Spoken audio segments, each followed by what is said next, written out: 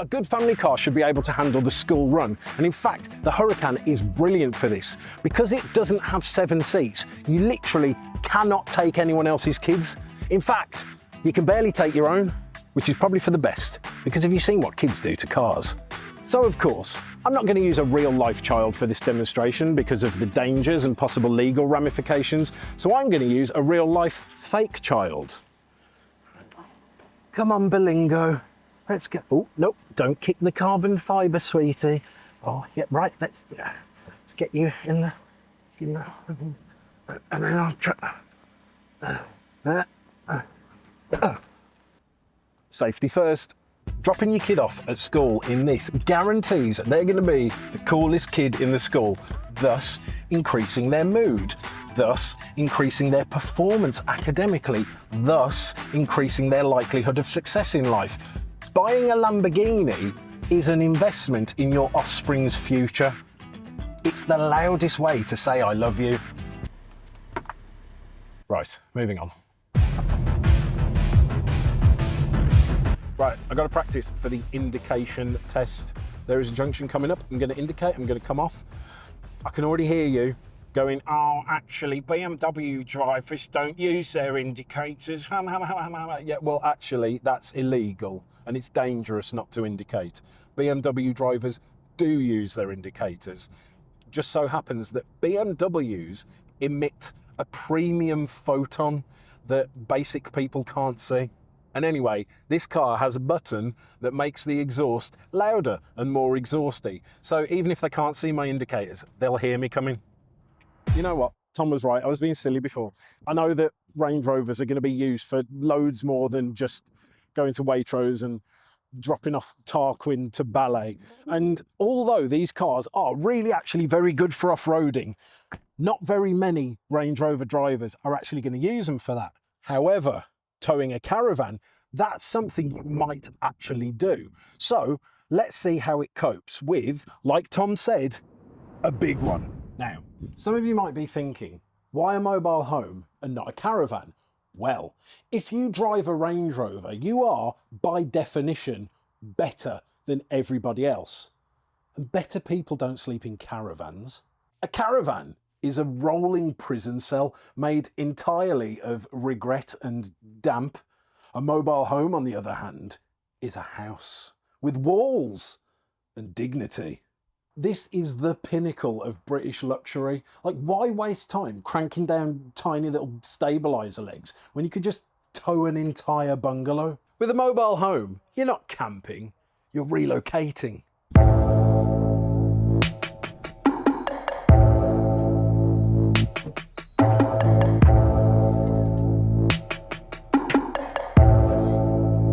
Let's give it a go. It's not working.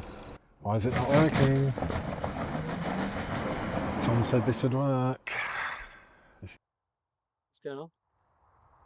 I got it stuck.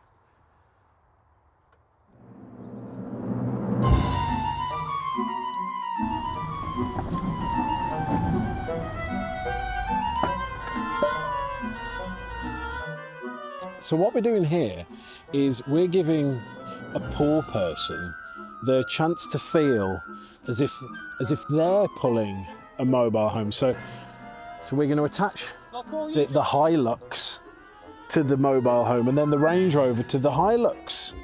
So we're basically doing community service and charity at the same time. Yes, this is genius. What is more British than a Range Rover and the classic British camping holiday? Not even a hint of struggle. In fact, the car feels like it's enjoying itself.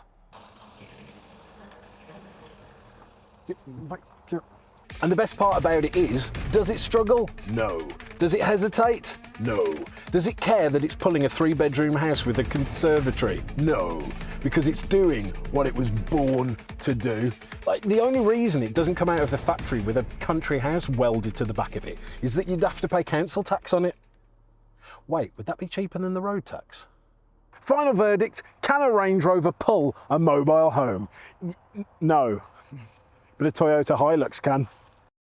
So yeah, you can drive this car every day, but The best thing about this car is that it starts to turn even the most boring things in the world into the most exciting things in the world. Oh, I think I'm getting a phone call. That's Jen. Hello? Babe, we're out of oat milk. Even a trip to Morrison's.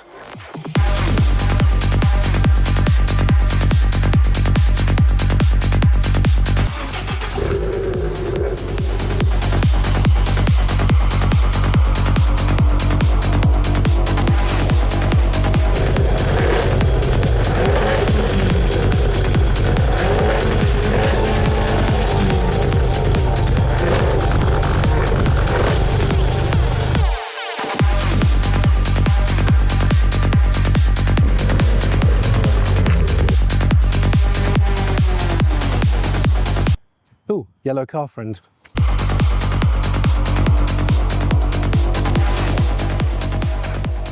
Flat out through frozen, clean exit past crisps, boxed on time, no penalties. What are you talking about?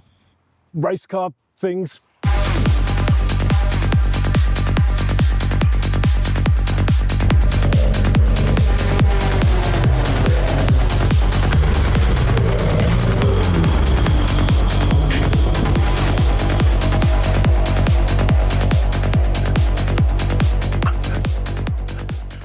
Jem.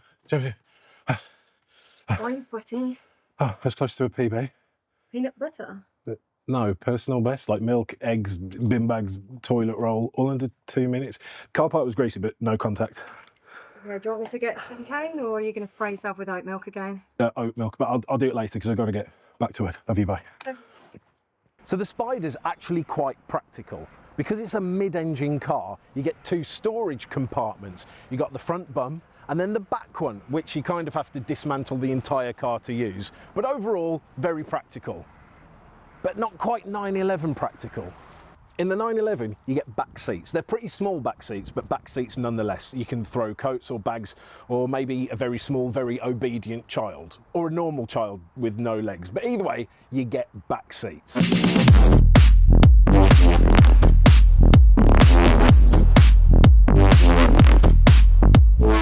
Let's talk about the roof. With the 718 Spider, you have to work for it. You got to press this thing here. Right, so you got to press this. Oh no, you need to. You unclip that, and you.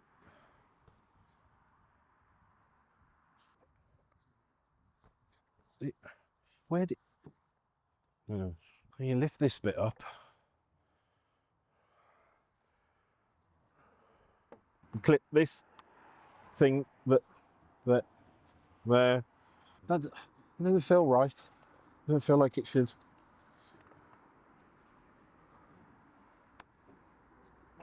Okay. Then you say a little prayer to Ferdinand Porsche.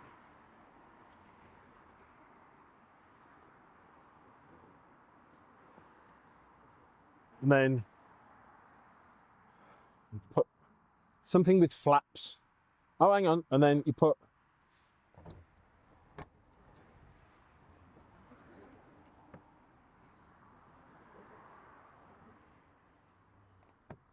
and 20 minutes later, you're done.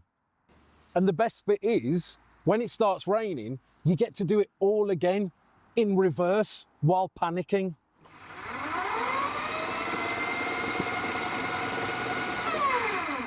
But the worst bit is that it's not a 911 roof. In a 911, you just press a button, wait 12 seconds, and boom, you're sunburnt. But all the niggly stuff aside, buying this would be an absolute no-brainer if it were the only car in its class. But we live here, in reality, where this car exists too. The Audi RS5, the car people call boring. And they're right. But sometimes boring's better. The Audi has a little button thingy on the door to lock and unlock it. The BMW, you have to press a button on a key, like we're in 2009. The mirrors on the RS5 fold themselves in all by themselves. It tucks itself in at night. How adorable.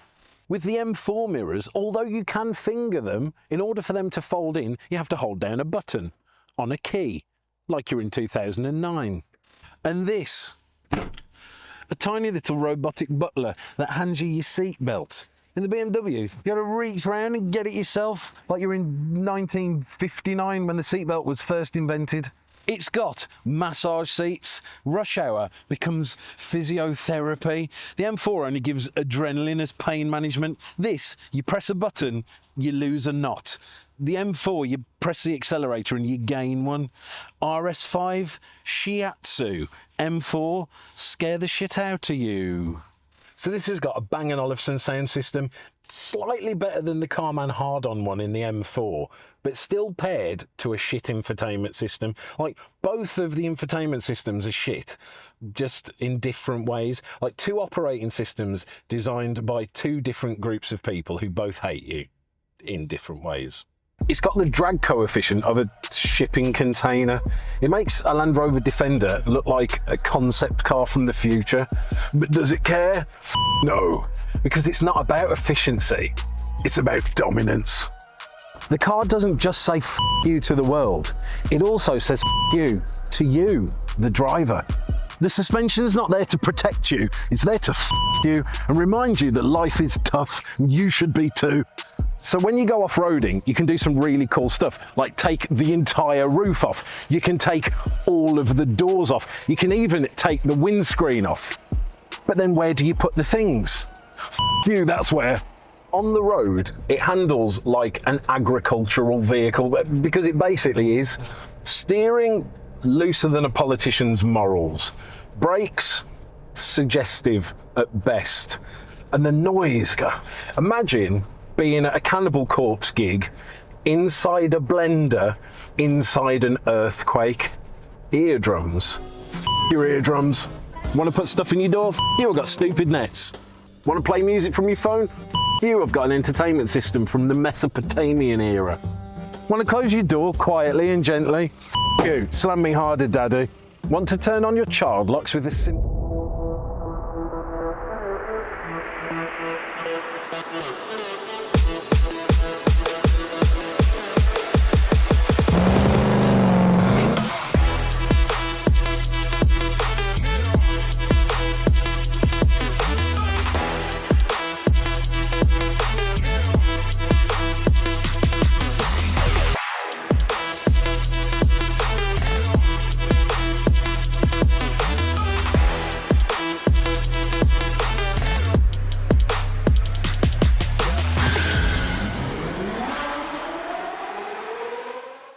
And we are live. Welcome to the Carsino live draw.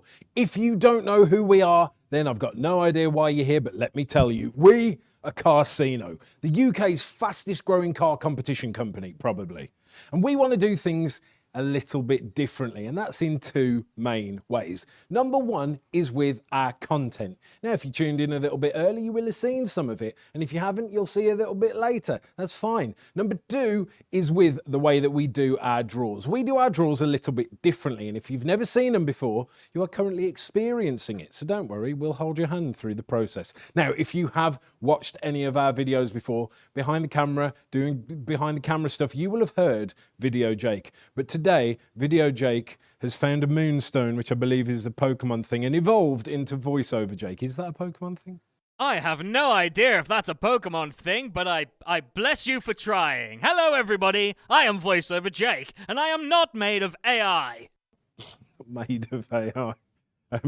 You've blessed me for... Okay, cool. Who else you need blessing, man? Yeah, it's very hot. I do need blessing. Speaking of being very hot, do you like my new hoodie? It's got all the... I mean, people will know what they're watching. This is not sensible attire for the weather, James. Correct. I didn't think this through, but never mind. Now you might be watching, wondering, what on earth competition are they drawing for tonight? Fantastic question. Again, I don't know why you're here if you don't know, but I'll tell you anyway. We are drawing for the Renaultsport Clio 1.8 2. We are drawing for that in a little moment. See, if you have just joined us, do not worry, you haven't missed it. And we've actually sold this one out, which is wicked. This is the second car competition we have ever sold out.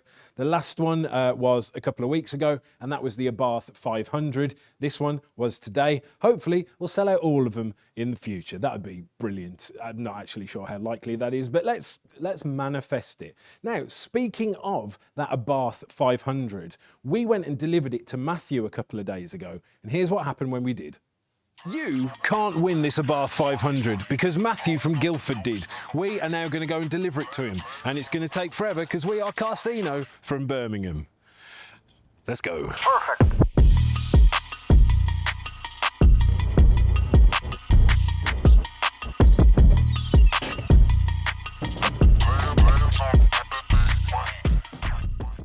That actually didn't take very long at all.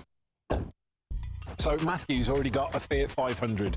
So this Abarth 500 is a little bit of an upgrade. So he's going to come in the Fiat 500. We'll get to see the comparison between them. I don't know when or where he's coming. So we'll just wait. Perfect.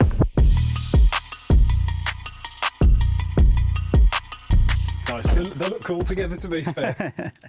Nice to meet you, mate. Nice to meet you, and massive congratulations. Man, amazing. I still can't believe it. It looks absolutely mint, doesn't it? Yes, it's wicked, mate. It was a fun drive here. So you let me know that you've already got a Fiat 500. Indeed. And you were going to sort of upgrade to the Abarth, but are you going to keep yours? I think I'm going to keep it probably for at least a year and sort of see what I want to do with it. But that's a little fun run around sort of shopping cart, so I think I'll keep it. Nice. It's probably a little bit cheaper to run than the Abarth, but we'll see. Maybe marginally. So, like, are you a Fiat 500 fan?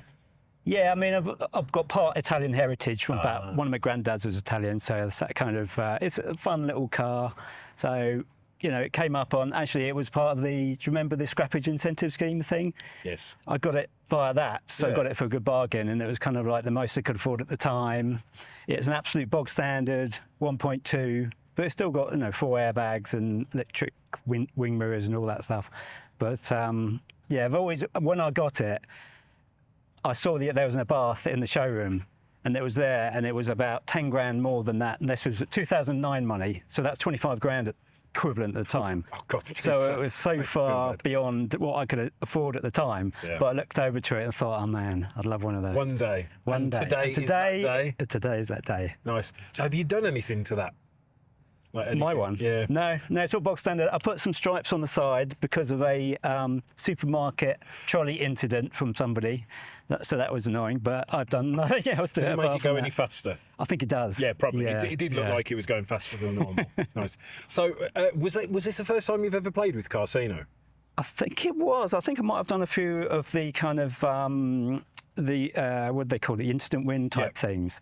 But I think I got a ticket. Then you had a little sort of an offer on, so I bought some more tickets. There we go. And then one of those was the winner. So mate. See the offers work. Buy more tickets, people. How many tickets did you have in the end? I think I got 5 in the end. 5. There you go. 5 tickets. Yeah. They were what, like £1 each. Yeah. That's a pretty good return. I'd say it's pretty good. Yeah. Nice. What would you say to anyone at home that's thinking about playing but on the fence? Well, I'd say if you don't get a ticket, you're not going to win it. So you've got to be in it to win it, basically. There you go. Can't argue with that, can you?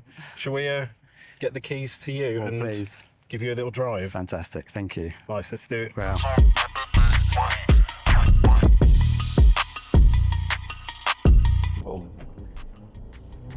I can already feel it's a lot nippier than mine. So you're a bit of a petrol head then? Yeah, definitely. What sort of stuff are you into? Well, I like the touring car. Formula One, I've gone off a little bit, but... It's a bit boring, isn't it, at the moment? Yeah. I'm not a Max Verstappen fan, so I'll sort of wait until he goes to get back onto it, but... Yeah, I like most sort of forms of sport. Rallying used to be into quite a bit, not myself personally, but watching it, World Rally Championships. Yeah, been to a couple of Grand Prix, been to probably half dozen BTCCs and sort of World Endurance Championships and things. Nice. Have you ever done any track days yourself? Yeah, well, I used to have an Impreza, so I've driven at Donington Park and Silverstone, Cadwell Park. So I've had a little bit of experience and a few kind of Lotus Elise days. So other than this car, what's your dream car? I think my dream car is a Nissan GT. Yeah. It's kind of like your everyday supercar, 200 miles an hour, but 4 doors, big boot. My girlfriend called this my Temu dream car, which I think is a little bit unfair, but I think I understood what she means. Whoa. That has got quite a kick. Like 40 mile an hour only. Of course. Wink, wink. Yeah, it's generally very familiar, but obviously a few Extra buttons. A few extra bits and bobs. So what do you think of it? Amazing. You happy? Very happy. Good news. I've just won a car with Carsino. It's real, you could too. There you go, wasn't that cool? Look, if you've just joined us, don't worry, you haven't missed the draw. That is happening very, very soon. And again, we have sold out this Renaultsport Clio 182 competition, which is amazing. Thank you everyone that's bought a ticket, and thank you everyone that is tuning in right now. Everyone that's watching, which actually I've been informed isn't very many of you at all, but whatever, that's fine. Let me know in the comments, if you win that Clio, what are you going to do with it? Are you going to daily drive it? Are you going to keep it for the weekend? Are you going to keep it as a track car? Are you just going to put it in a garage and let it appreciate and go up in value? Because it will. That is going to be a proper future classic.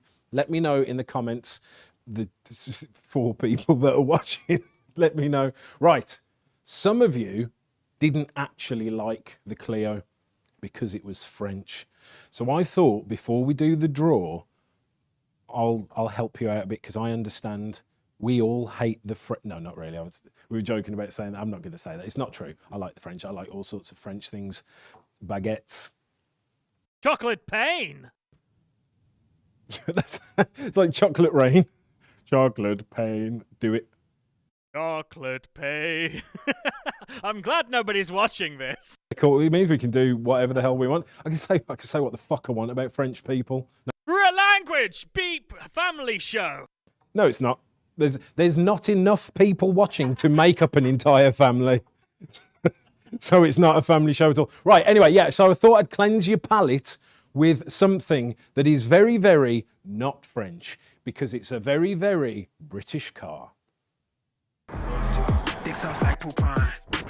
In 2020, Aston Martin jumped on the luxury SUV trend that saw the likes of Porsche Cayennes, Bentley Bentegas and Lamborghini Uruses fill Waitrose car parks up and down the UK. Now, I'm not really much of a fan of these like premium luxury performance SUVs. I like SUVs that are made by SUV companies like Range Rover. Kind of like how I like watches that are made by watchmakers rather than fashion brands. But there are some exceptions to that. Casio, for example, the children's keyboard and calculator manufacturer, makes some of my favourite watches of all time. So maybe there's hope for this. And look, I get the logic and the appeal of these cars, I really do. And I do quite like it when the brands keep the brand identity of these cars alive, especially in cars that are very off-brand like this. So let's see if Aston Martin has done that with the DBX and answer that ultimate question. Is the DBX a real Aston Martin?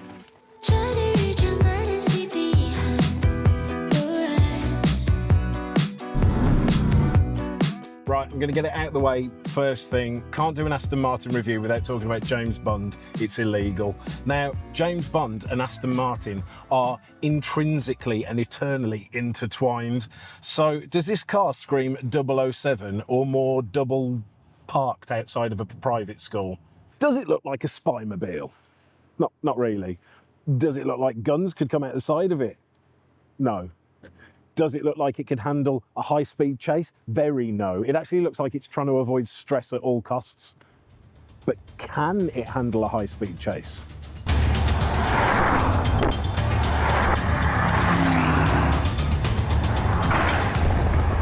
Very yes. Like, this car can handle high-speed precision manoeuvres, but it doesn't look like it can. And for a James Bond car, really, the looks are all that matters. Which brings me on to how it looks. Historically, Aston Martins have been designed to ride the line between aggression and beauty. So does this DBX actually look like an Aston Martin. Aston Martins are recognisable by that iconic grille, the long bonnets and the sleek sculpted lines. So let's see how it stacks up. So it's got the iconic grille, check. But overall, it just looks a bit too friendly. Like, look at its eyes. It's a bit too bubbly. They look a bit like that big fat alien doctor one off of Lilo and Stitch. The side, it's giving Ford Cougar vibes. The back, which is actually my favourite bit, still kind of looks like somebody drew the Vantage from memory with their non-dominant hand after 5 pints. It's like they started with the grille and got that right, and then sort of forgot they were making an Aston Martin, and then got to the end and then remembered again, but by then it was too late and they were all very tired. Right, so that's the design. How about the engineering? And that's where it shines. And I mean really shines, because unlike the outside that was designed by people that don't really care about details, the engineering's been done by people that very care about details. Germans.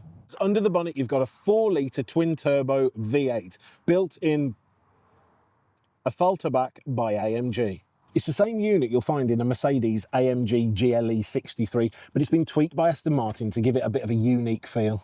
It's got 542 horsepower, and when you put your foot down in Sport or Sport Plus mode, it sounds absolutely furious. It goes from 0 to 60 in about 4.3 seconds, which is insane for a car that weighs more than 2 tons. But here's the mad bit, it doesn't feel heavy, it's shockingly agile. Even Video Jake likes it, and he doesn't know anything about cars at all. The gearbox is an automatic 9-speed torque converter, and it can do some off-road stuff, which I'm not going to talk about because no one's ever going to do it. It might not be the fastest Aston Martin, and it's definitely not the prettiest one, but it might just be the best engineered Aston Martin available today, because it's mostly German. Which brings me on to my last point. Its Britishness. The Aston Martin brand is quintessentially British, arguably the most British car brand in the world. But is the DBX British? Well, as I've said, most of it is German, but there's one thing I haven't told you that doesn't really help with its claim for Britishness. The DBX was built in Wales. Wales is in Britain. Is it though? Aston Martin leans hard into its artisanal hand-finished ethos, like leather that's stitched by real humans, wood trim that doesn't come out of a mould. Oh wait, this doesn't have any wood trim. The Lamborghini Urus screams in your face, I'm f***ing rich. The DBX kind of whispers in your ear, I invest in wine, not Bitcoin. Aston Martins have always been quiet until provoked. Think of the V12 Vantage. That looks like it's going to politely ask you to overtake, and then it'll soar past you as if it's late for a jousting duel. The DBX tries to capture some of that, but with more boot space. And they are 3 very British elements of Britishness. Elegance over excess, hand-built craftsmanship, and understated drama. So even though it's mostly German and it was built in Wales, to me, it still feels very British. Oh, we're here.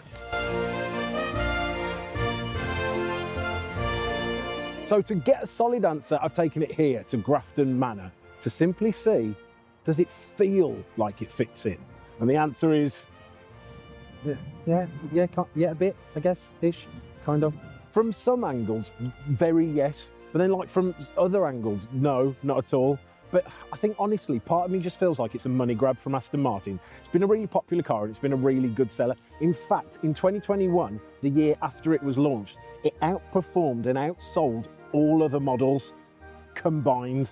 So I'm gonna have to leave this one unanswered and throw it out to you. Let me know in the comments, is this a real Aston Martin? You decide.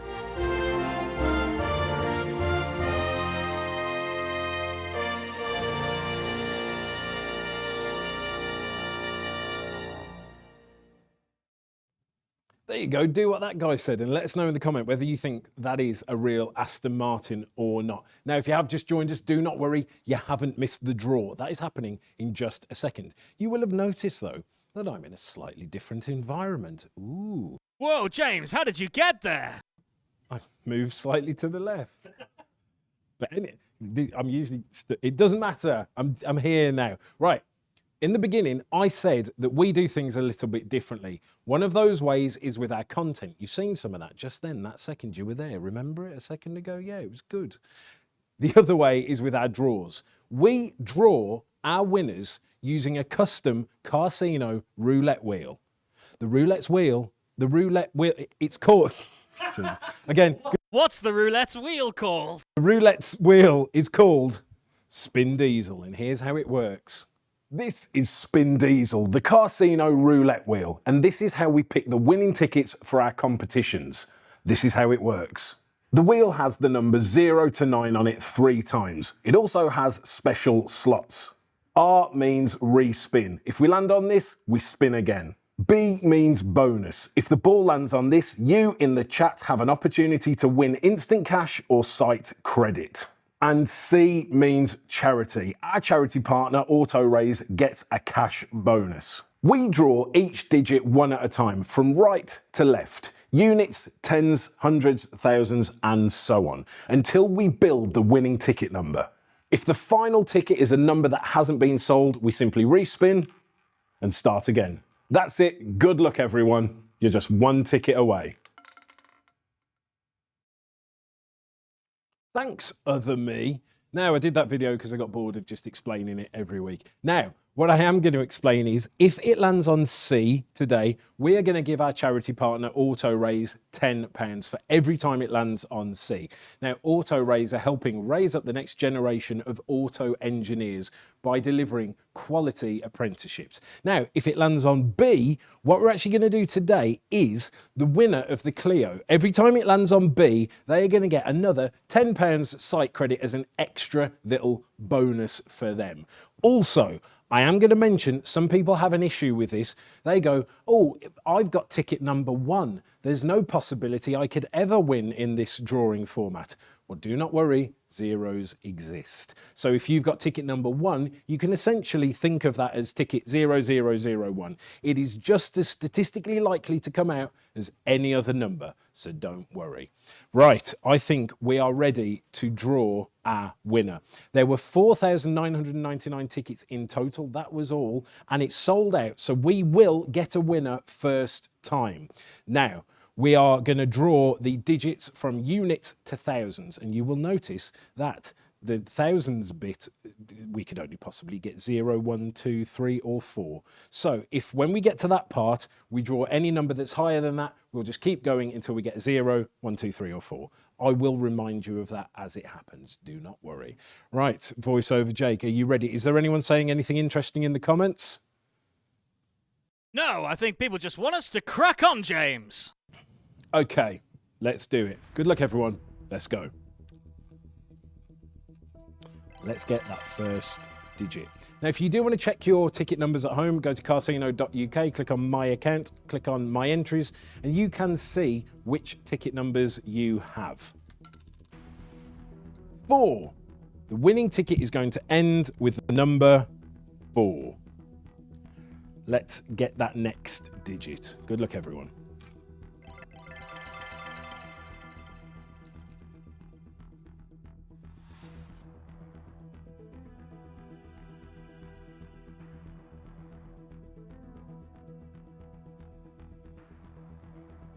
One. The winning ticket is going to end 1, 4. Let's get that next digit.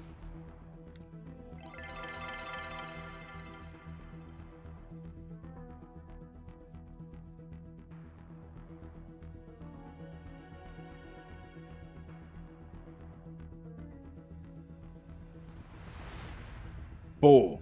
The winning ticket is going to end 4, 1, 4. Let's get that final digit. Now, remember, there were only 4,999 tickets available, so the only number we can draw here is 0, 1, 2, 3, or 4. So we will keep going until we get one of those. Let's go.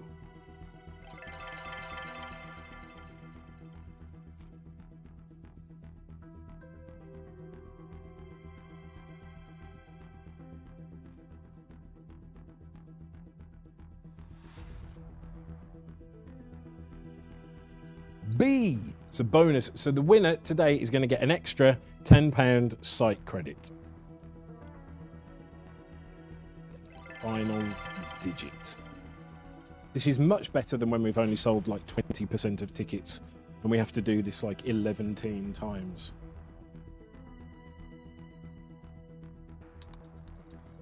Ah, respin. Oh, we're in a lot of tension building up here.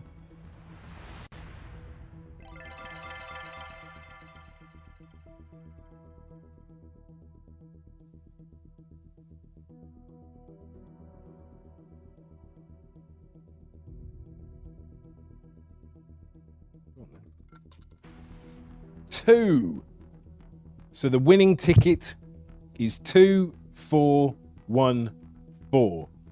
We're going to find out who that is now, and we are going to give them a phone call to let them know that they have won that car. Now remember, if you want to check at home which tickets you have and you want to see that that's you, so you can make sure your phone's on, you can answer our phone call, then go to carsino.uk, click on my account, my entries, and you can see exactly what tickets you have.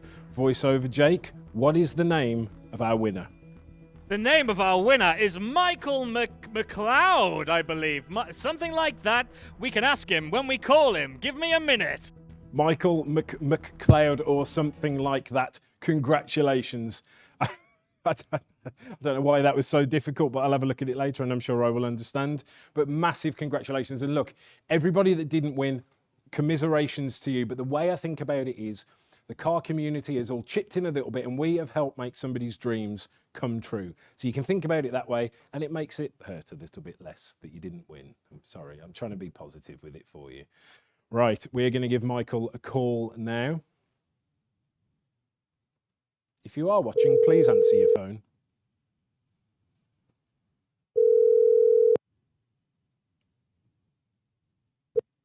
Hello? Hi, is this Michael? Hello? Hi, is this Michael? Yes. Hi, it's James here from Carsino. How are you? Hi there. Fine. Yourself? Yes, very good, thank you. But you're about to be a lot better because I am calling to let you know that you have won the Renaultsport Clio 182. Congratulations. No way. Yes. That is brilliant. Nice. Well, is this the first time you've played with Carsino? It is. I literally only played today.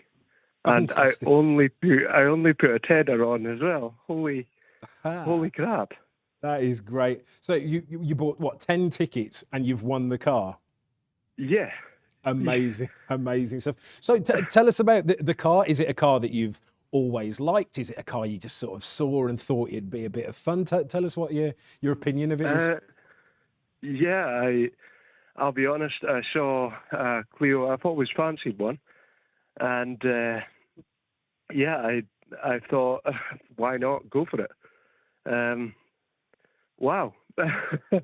Where are you going to take it to first? Well, I need to speak to my partner first, but I live in the north of Scotland, so I think some day trips will be coming up real soon. I did detect an accent. So we're in Birmingham, so delivering that car to you is going to be horrible. However, we will still do it because we need the videos for social media. So brilliant. No, I'm really, really happy for you. Do you think you'll play with Carsino again? Definitely, 100%. Brilliant. What I'll do is I'll drop you a little message after this and we'll sort out when we can get the car to you. But thank you so much for playing. And one last thing. What would you say to anyone who's watching right now that thinks, oh, I'm not going to play that, I'm never going to win? What would you say to them? Well, to be fair, I didn't think I was going to win. I did not expect this phone call. Holy shit. Yeah, just go for it. Give it a go. You never know what's going to happen. I certainly didn't. Yeah, shit. Brilliant. Well, look, I'll drop you a message right after this live stream. We'll talk very soon and we'll get that car to you as quick as humanly possible, which is probably going to take about 7 years because of where you live. But that's okay. It will just be more valuable by then. That's fine. So thanks again. True. That's true. No, thank you. We'll talk soon, mate. We'll talk soon. Cheers. Bye. There you go. That was good, wasn't it? That was brilliant. Right. I want to tell you guys about a competition we've got running at the moment and a little thank you I want to give you all for helping us sell out this competition. But to do that, I'm going to go back to the cave.